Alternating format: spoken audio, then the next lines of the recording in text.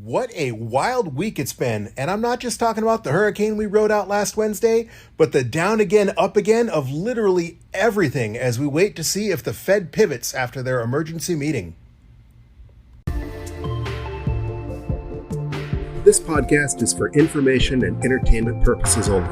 Nothing on this podcast should be construed as financial advice. All views expressed on this podcast are solely the opinions of the host and/or any guests that we might have from time to time. Nothing on this podcast should be construed as a specific inducement to make a particular investment or to follow a particular investing strategy.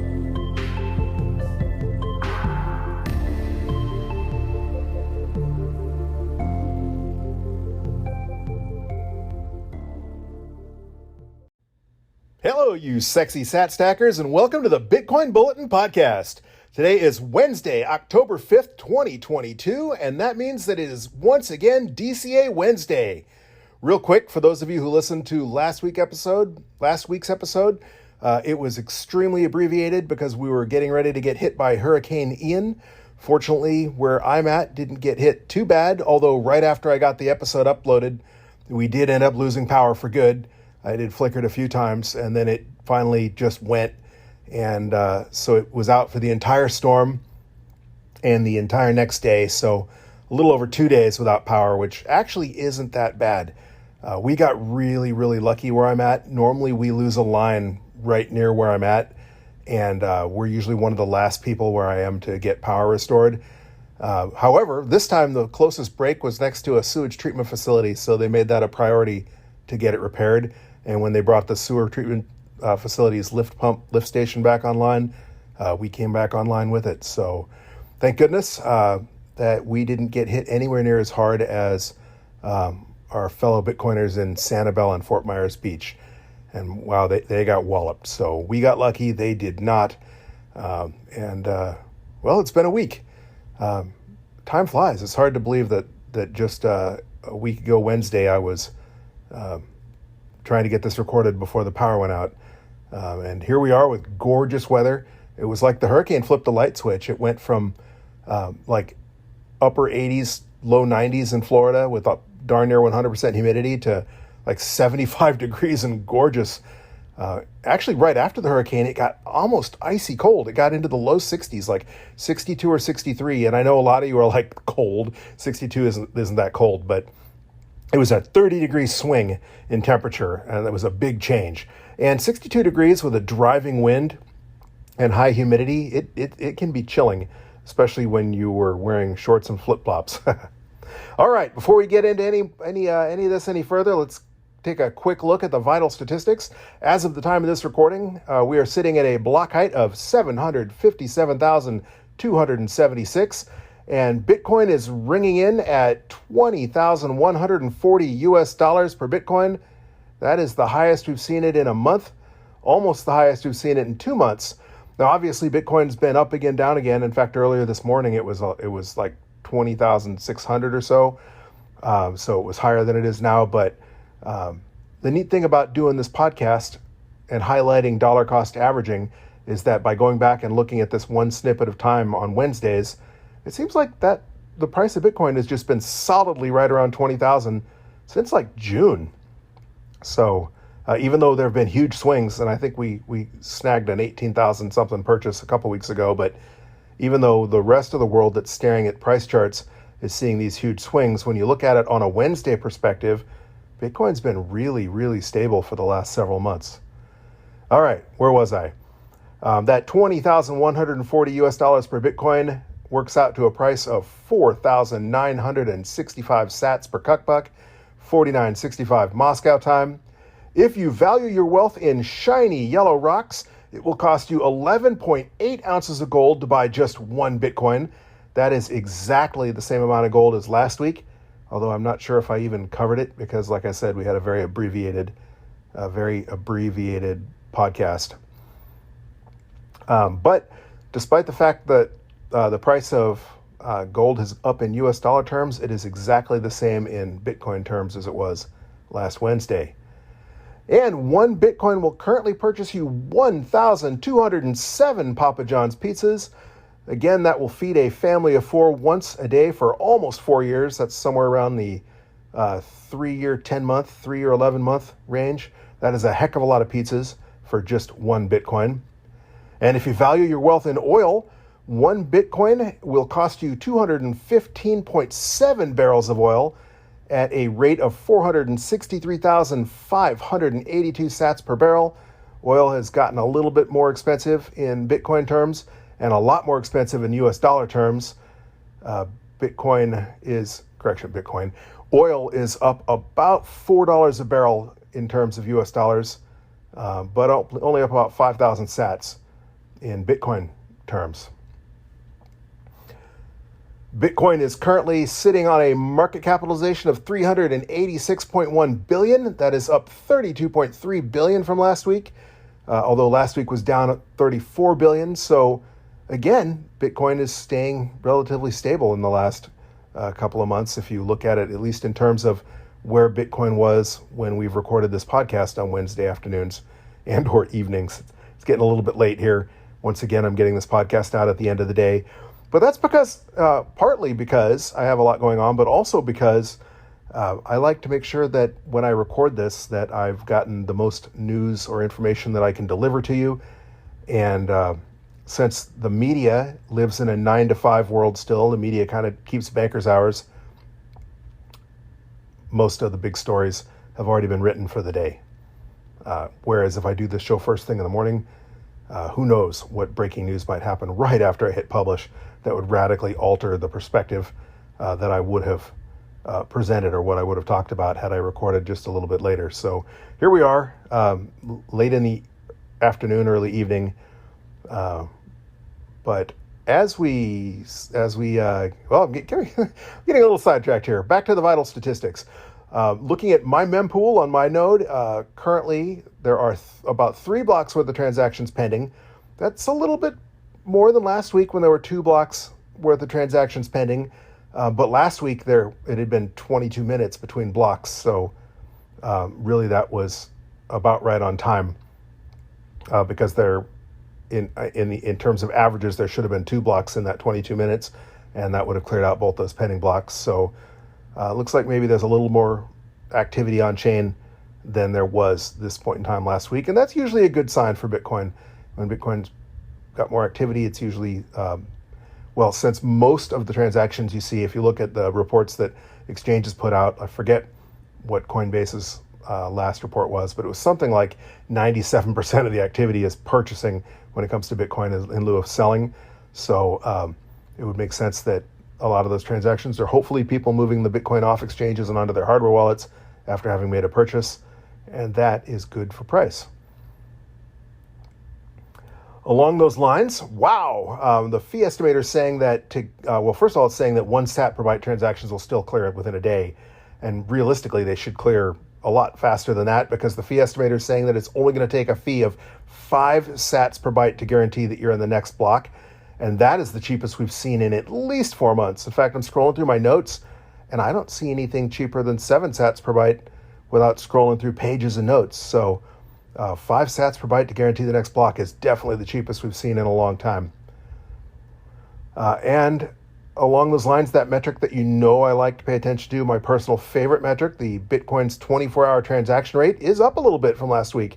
We're still just a smidge below the number that I like to see, that 3.14 transactions per second, currently averaging 3.13 transactions per second. But that is healthier, a lot more on-chain activity than last week, and certainly a lot more than the week before. So that is good. And you know that if you've been paying attention, and this is just something I've observed, I didn't even notice this until I started this podcast. But since I've started this podcast, I've noticed that on days when the average transaction rate is higher than 3.14 transactions per second, Bitcoin is almost always up. And again, that's just my observation. I have no idea if that's just a coincidence or if there's more to it. But so far, that's held true. We've got 3.13 transactions per second, and Bitcoin is rising today, or it had been anyway. And speaking of the blockchain, it's been over a week now since our last difficulty adjustment. For those of you mining at home, the last difficulty adjustment was a downward difficulty adjustment of 2.1%. That is about to come to an end, though, because we are currently 740 blocks until away from the next difficulty adjustment. That's about 4 days. Looks like it's going to be sometime on the 10th of October. Last week it was estimating it would be the 11th of October, so those blocks have definitely sped up since last Wednesday. And as a result, we're looking at an increase anywhere from 6.87% all the way up to possibly a 12.7% increase in the difficulty to mine a new block. That is the largest potential increase that I have seen. Again, scrolling through all my notes, that is just a tremendous increase, and those are fairly reliable numbers. Obviously, there's a big difference between 6 and 12%, but we're only 740 blocks away, and as you know, Bitcoin adjusts its mining difficulty every 2016 blocks, which it's theoretically every 2 weeks, but if blocks are being mined faster and we're looking at an increase in difficulty, then usually that's less than 2 weeks, which is why the difficulty is going to go up. And of course, if hash rate is decreasing, it'll take a little longer than 2 weeks, and that's when you get those mining difficulty decreases. And we are currently scheduled for a huge difficulty increase, at least as far as comparing it to other recent difficulty adjustments. And the reason why we're looking at such a big difficulty increase is during this difficulty epoch, blocks have been zooming in with an average time of 8 minutes and 52 seconds, more than a full minute faster than that 10-minute target, and about 25 seconds faster than last week. So things are definitely picking up. That, as you know, indicates more people are mining, more hash power is being added to the network. Now, in the past, when it seemed like there was a new version of an ASIC coming out every couple of months, that was usually indicative of people swapping out older ASICs for newer ASICs. For example, when the Antminer S7 was the latest and greatest miner, it was putting out somewhere around 4 terahashes per second. And then the Antminer S9 came out, and that was more like 14 terahashes per second, which was a significant increase in hash power. And so even if you didn't get more miners turned on, but you got more miners phased out, and the newer generation miners coming online, that it would increase, the difficulty would result in the difficulty increased. However, there was a big lag. Not a lot of new mining equipment came out. There's the S19 Pro came out, a year or so ago at least. And then the newer generation stuff is just kind of in the works, in the pipeline, soon TM. So unless a whole bunch of more miners just got delivered, or the new generation miners are finally starting to get delivered, that means just a lot more miners have gotten switched on. And quite possibly that's some of those marathon miners that they were having trouble relocating from Montana to Texas. Who knows? I don't actually know where that hash power is coming from, but a lot of it definitely got switched on, because for blocks to come in that fast, that's a significant increase in hash power and network security. Real quick, thanks again to those of you listening on your favorite podcasting 2.0 apps, such as Fountain or Breeze. We've had a few of you, actually, I didn't check the latest statistics, but I did check that we did not have any boosts this week. But thank you for those of you who are supporting us by listening on Fountain or Breeze, that value for value model. We're a small podcast. We don't even show up on the charts. Fountain now will rank podcasts based on how much you stream to them. And I think Tales for the Crypto Rabbit Hole Recap is number one. We're not even anywhere near appearing on that list, but there are some of you listening on Biopodcasting 2.0, so thank you for doing so. All right, back to the news. In the last several days, other than today, we had a little bit of a bump, I guess, or we had a little bit of a bump in the road. Stock markets had been recovering. As you know, last week to close out the month, all markets just got hammered. The stock markets just took a pounding, no pun intended, closing out the worst September in memorable history. Of course, the market experts out there say that September for the stock market tends to be the worst month of the year, and usually there's a rally in October afterwards. And it's not just that Bitcoin was correlated to the stock market. Everything was correlated to the stock market. The price of pretty much every stock dropped. Gold dropped along with it. Bonds dropped along with it. All the so-called store of values were not. Everything went down. It was the everything sell-off. And then, of course, Monday and Tuesday, we saw a little bit of a recovery, a couple of days of rallying. And then today, I think the markets all closed down a little bit. I think NASDAQ, the technology stocks, closed down the most. They lost about 0.25%, with the other indexes not quite as bad. I think it was somewhere around like a 0.14% decrease on the Dow and like a 0.2% decrease on the S&P 500. And this is not a stock show or a bond show or a gold show, but my point is, people were saying, "Oh, Bitcoin is correlated, and it was supposed to be a store of value," and it didn't work out that way. Look, the price of Bitcoin went down with the stocks, but I'm saying the price of everything went down with the stocks. It was a hell of a sell-off. And then, of course, the Federal Reserve had an emergency meeting on Monday. I don't know when we're going to find out if what was discussed that meeting, although you can probably guess, because as you know, the Bank of England just pivoted last week. They were looking at their pensions basically all being bankrupt because I had listened to one person explain it basically that in order for the pensions to cover their payouts, they needed to bring in an average annualized percent of about a 10% return, and they were getting about a 2% return. So how they were trying to get the increased return was using leverage. And then when things tanked, they all got margin called. And as a result, the Bank of England announced that they were pivoting from QE and that they would be buying bonds again. And while the United States has not said anything other than their official statement that they will continue the course and that they don't want to risk pivoting too soon and easing off on raising interest rates, it's pretty much assumed that there's a pivot coming eventually. That's probably getting a little bit more priced in now, which is why we saw the rally in all markets on Monday and Tuesday. But I guess we'll see.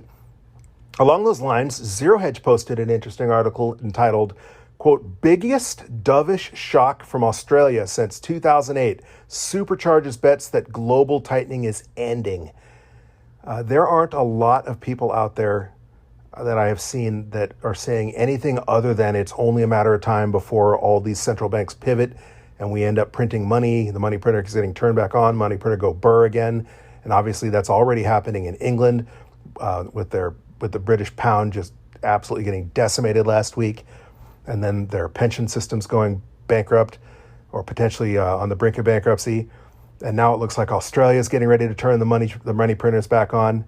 And, along the lines of that dollar milkshake theory with the U.S. dollar will be the last global fiat currency to fail because, all the other currencies are going to fail first. And we've certainly been seeing that with pretty much every currency trending down against the U.S. dollar. They call that a strengthening dollar, but that isn't a good thing. It's only strengthening relative to the rest of the world whose currencies are tanking. And of course, we still have outrageous inflation in the United States. So our economy is definitely not strengthening, just the value of the U.S. dollar when compared to the value of, say, the pound or the euro or the yen, for example. All right, let's do a real quick recap of last week, since last week's show was so abbreviated. I don't think I really got a chance to go over the numbers. We did do our stack, and we purchased 100,000 sats. We purchased 100,717 sats at a price of $19,410.81. What I don't think I discussed is that lowered our average cost basis by another $433.17. Our average cost basis dropped by $1,923.20 during the month of September, and we brought our stack up to 3,566,801 Satoshis. Of course, the longer the price of Bitcoin stays down, the cheaper our average cost basis is going to be. And that is cool because while we are still underwater in terms of an average cost basis, we're in the $34,000 range now. That is a lot better than where it was. Well, for example, the beginning of September, our average cost basis was $1,923.20 more. So when you're looking at dollar cost averaging on a short-term basis, it may look like you're underwater because we started this dollar cost average experiment in July of 2021. So basically what that means is we bought in the bull market and we bought all the way up to the top. So our average cost basis was, a lot higher than it would have been had we just started now or started 5 years ago or 10 years ago, obviously. But that's not the point. The point of dollar cost averaging is it's a long-term investment strategy. And the idea is that we'll be smoothing out our purchases over time. And clearly we're doing that because we've also, in addition to buying all the way up, we've now bought all the way down to what a lot of people are calling the bottom. Whether it is the bottom or not, who knows? If it is, then the idea is we've stacked sats all the way down. If it drops even further, then we'll just keep dollar cost averaging even further, and that'll lower our average cost basis. Because if you believe, like I believe, that Bitcoin always returns to a new all-time high, that it's going to set a new all-time high every halving cycle until we finally hit super cycle, that it will surpass that $69,000 range, and all it needs to do is surpass $34,000, and we're going to be looking good. When it sets a new all-time high in the $70,000 or $70,000 range, that's double what our cost basis is. So we'll be looking really good in a few years, hopefully. All right. Everybody is still waiting with bated breath for the HODL verdict, the HODL versus Fake Toshi lawsuit, where Fake Toshi is suing him for basically defamation, whatever they call that specifically in Norway, for calling him a fraud and for quote-unquote bullying him online. The judge has, obviously the trial, it came to a halt. The trial wrapped up. It finished already, and the judge said that they will make their decision sometime on or before November 8th. So far, no news. So we may be waiting a while. If on or before November 8th means November 8th, which it would tend to mean to me when you're dealing with government agencies, they don't usually get things done ahead of schedule. But an earlier verdict is not necessarily a good verdict because, a hasty verdict, you make a rash, snap decision. You don't have that, as opposed to one that you've had time to think out, in this case, to write a hopefully well-reasoned opinion as to why the judge makes the decision they do. So the more time and effort they put into that, probably the better, because the case against Fake Toshi is technical. There's a lot of us that believe the same way HODL does. Most of us, I dare say. And that's based on an understanding of all of the BS that Fake Toshi has put forward. And the fact that he could very easily prove that his identity, if it was true, just by signing a message with one of the Satoshi keys, one of the blocks we know Satoshi mined, the Genesis block, for example, it would be incontrovertible proof that he at least has control over some of Satoshi's Bitcoin. While you still might be able to say that didn't prove he is Satoshi, it would be close enough. And I think HODL even said that in the trial, that if he would just sign a message that would even commence HODL. Of course, he refused to do so, and every piece of evidence that we know of that he's presented in various cases, and and just even to the media in the past, have all turned out to be forgeries. But some of that, noticing why when he says something that is just so completely wrong is completely wrong, takes a little bit of either technical understanding or paying attention and listening to the experts and digesting what the experts have to tell you, and then being able to put that into a legal opinion. So I guess we'll see. We'll know in approximately a month from now, one way or another.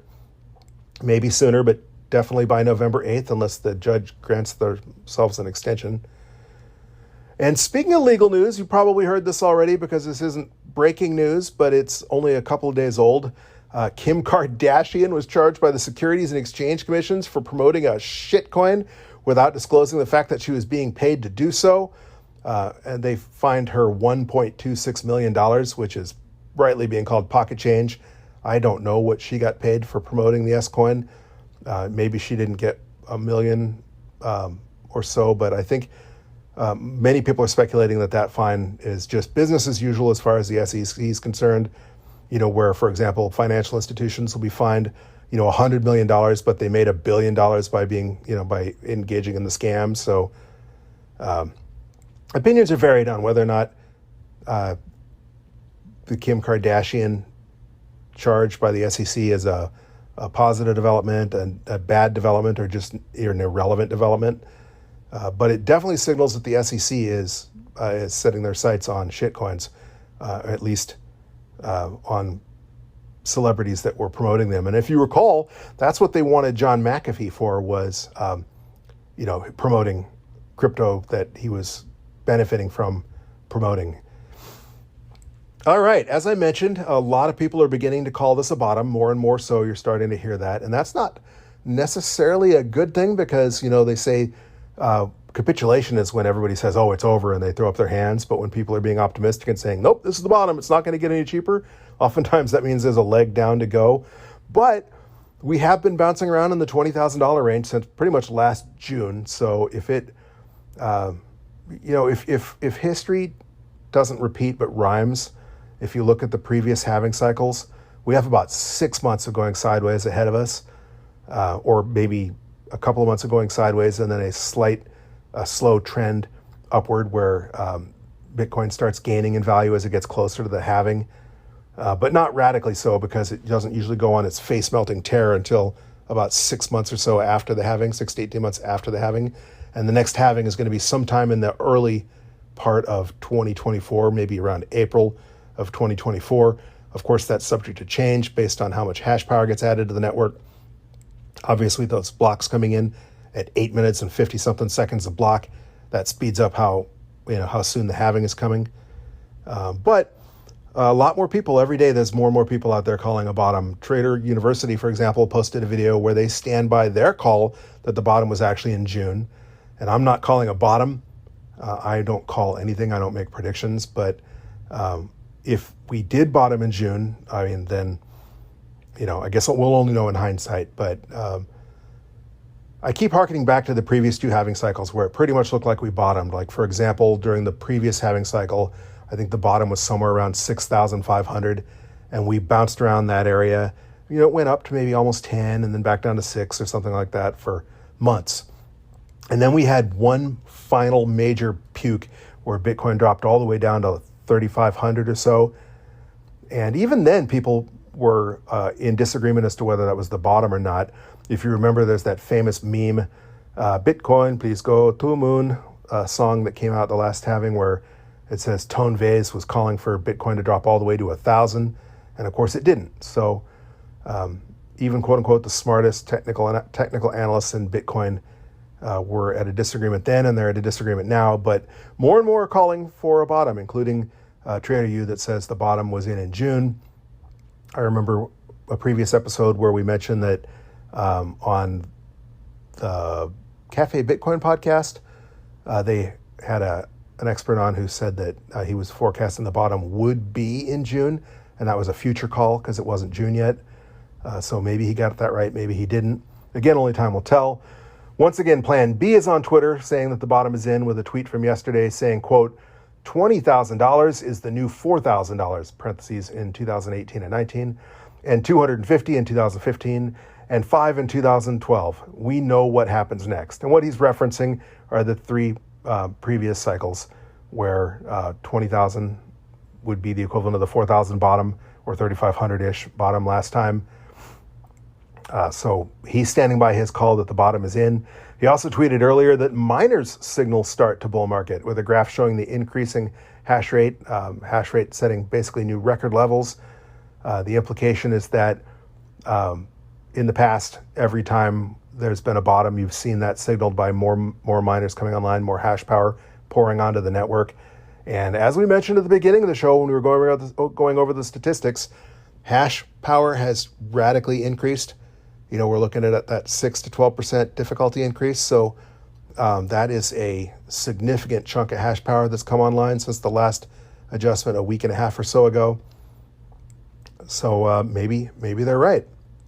Okay, well, I've already been going on for almost a half an hour here, and we haven't gotten to the point of today's podcast. Of course, we were doing a little bit of makeup for last week's super short podcast. But again, the reason we're here today is because today is DCA Wednesday.